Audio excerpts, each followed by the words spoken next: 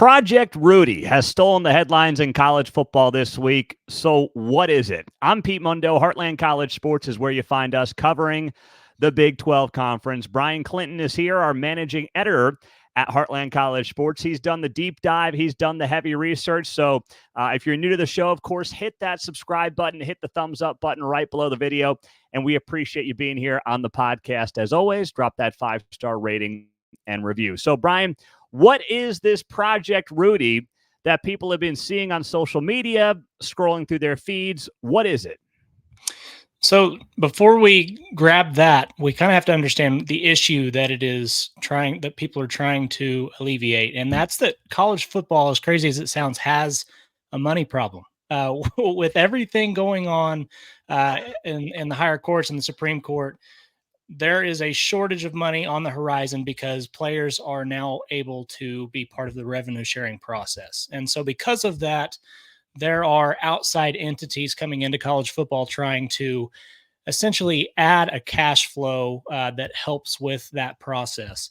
And with that, we have one of these super league concepts called Project Rudy, which is backed by three guys who have spent years at Walt Disney, of all places, House of Mouse. They've been part of this media rights movement going up and up and up, and they are bringing the best way to put it is they are bringing money in on the terms of a super league concept that incorporates more of a professional structure, if you will. Mm-hmm. They want to preserve the Power Four conferences, which is different from what we heard last week with the College Student Football League.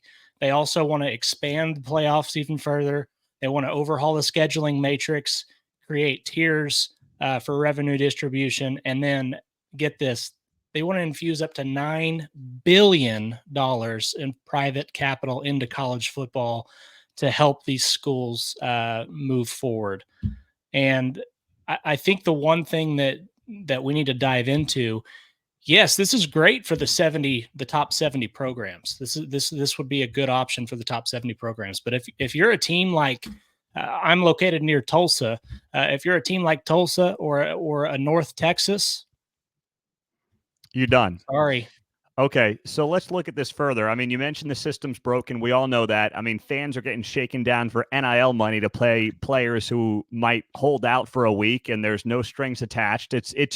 I mean, we love this sport, but it is pretty ridiculous where this whole thing is at. So how would any of this start? Do the power leagues have to come together and decide on a commissioner, a set of rules, guidelines, some kind of bargaining agreement with players before that happens?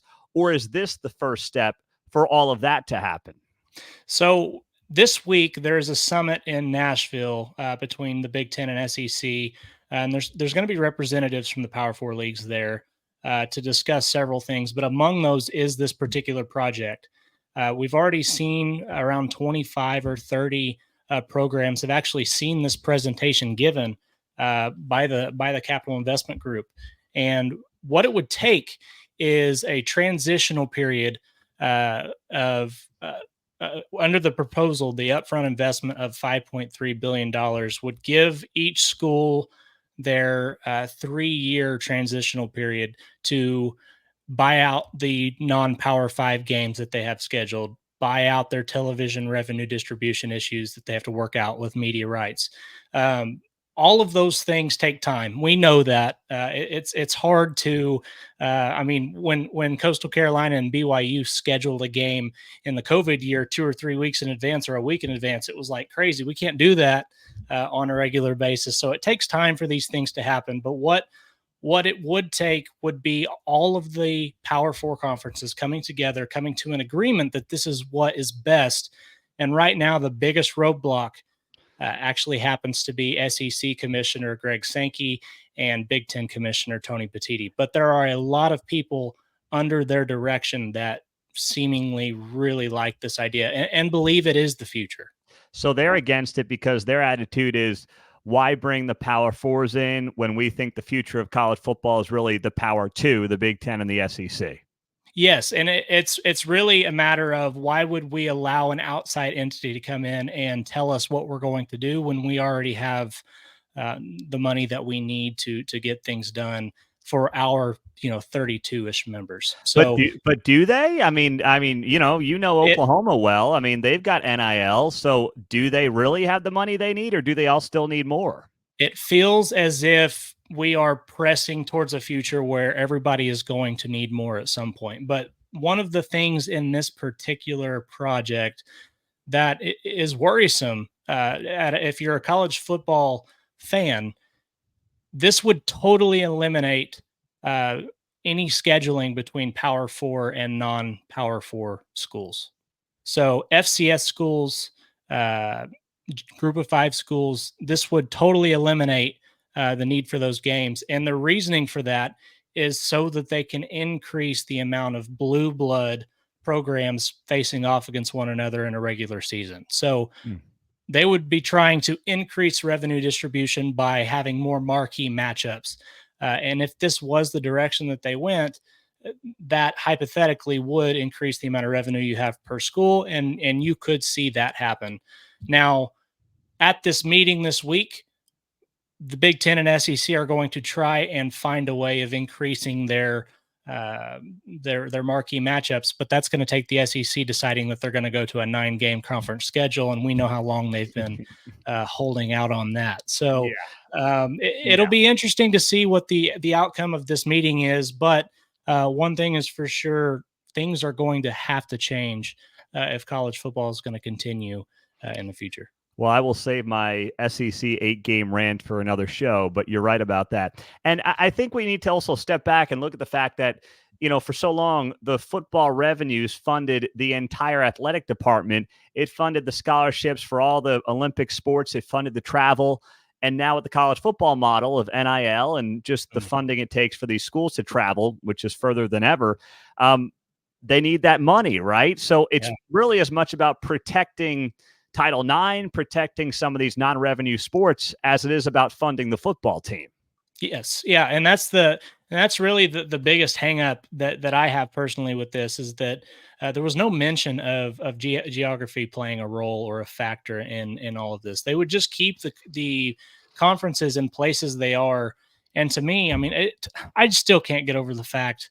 I mean, Pete, why in the world are Stanford and Cal in the Atlantic Coastal Conference? Like, it doesn't make any sense to me that that's where we're at in college football. But something does have to change, and I think with the differences between the College Student Football League, which would separate football on its own, versus this new Project Rudy, where it would incorporate the school programs that include basketball and soccer and things like that.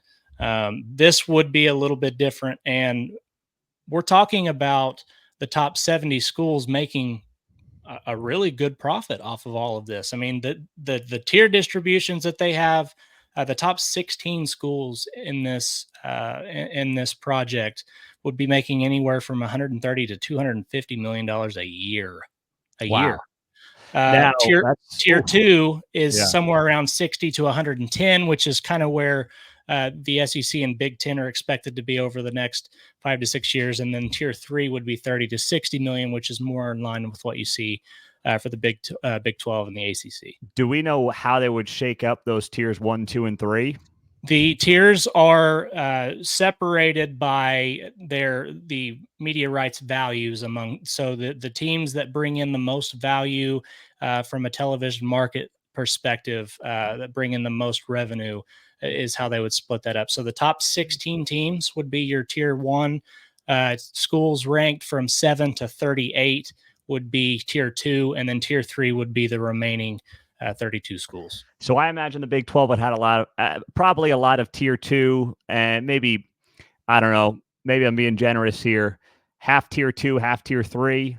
Probably so. I would imagine somewhere in that area, and it might be surprising. Like a school like BYU, I would imagine is actually much closer to being in a tier 1 than they are a tier 3. But it would be interesting to see how that breaks out.